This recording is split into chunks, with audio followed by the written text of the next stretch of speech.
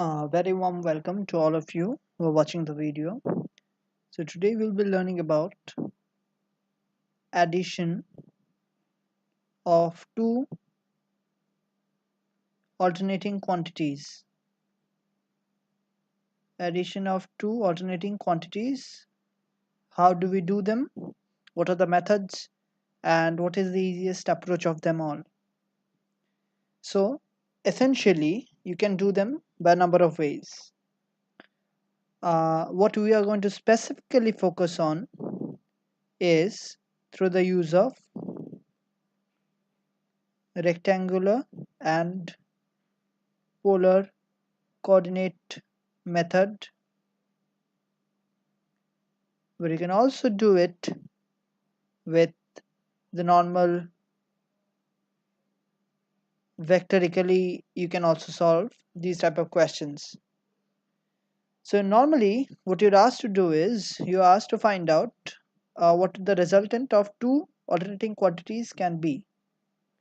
Let's say that you've been given I1 is equal to 5 sine of, let's say, 314t minus pi by 4, and you have been given I2 is equal to 10 sine 314t minus, let's say, pi by 3, right?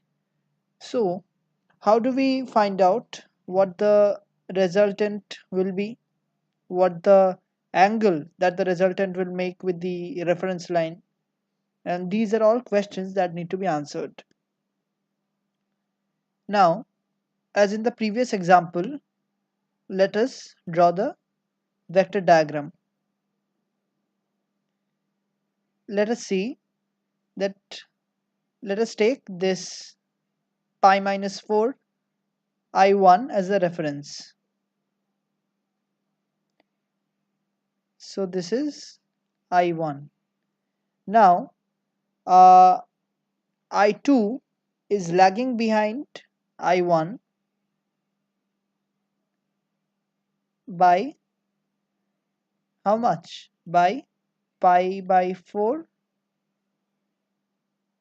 minus pi by 4 plus pi by 6, sorry, pi by 3, and that is equal to 15 degrees. If you say, in other words, be lagging by 15 degrees, 45, 60 and 45, that's 15 degrees. You express it in terms of pi also, but to make it easier to understand, let's call it 15 degrees. Now we can easily find out what the resultant will be. Now we all know that method, right? What we want to focus on is the easier way to that. The easier way is I1, which is 5 sine of 314t minus pi by 4. We can write it as 5 angle minus pi by 4, and I2 we can write it as 10 sine 314 minus pi by 3. You can write it as 10 angle minus pi by 3. Now this form is called the polar form. This form is called the polar form of expression. For more details on the polar form and rectangular form and interconversion of both, you can check my previous video on the same subject. Now, how do we add them? We must need convert this I1 and I2 into rectangular form. So if we convert I1 into rectangular form, we find, let's just do it on the calculator, 5, and it is at minus 45. So we get 3.5 3.53 minus your j times 3.53, and I2 you get, if we convert it to rectangular form, 10 and minus 60, we get 5 minus j times 8.66.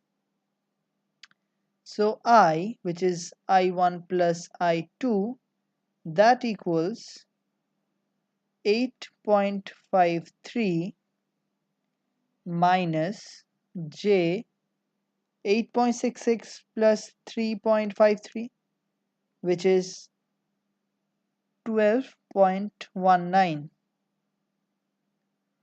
Now we need to convert this rectangular coordinate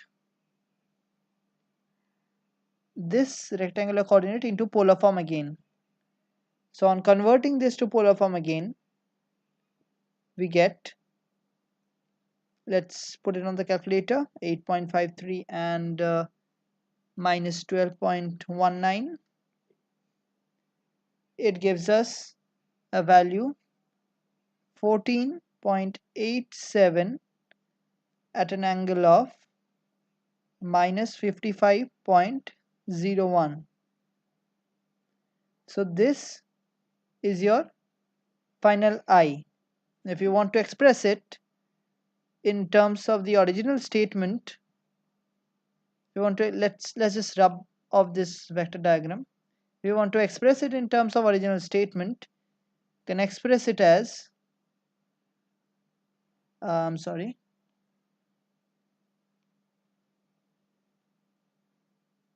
let's put it here. I is equal to 14.87,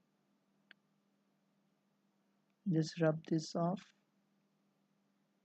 14.87 sine 314t minus 55.01 degrees, and this, friends, is your resultant. See how easy and simple it was.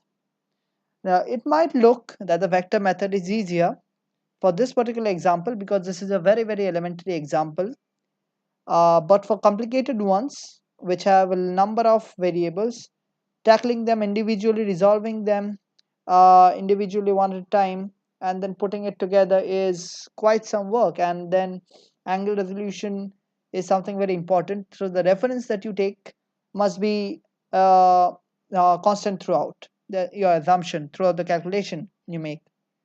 For example, in this particular reference that I've made, you can say that I have taken the 0. If this is a 0, then I1 is at 45, this I2 is at 60 minus 60, and this resultant, this is this is I1, this is I2, and this is I, which is at 55-degree lagging. I1 is at 45-degree lagging, and I2 is at 60 degrees lagging. So this is it. This is how you solve. And thanks for watching. If you indeed have any questions, doubts, you're always free to put those in, and I'll be sure to respond to them anyway. Have a good time ahead and happy learning.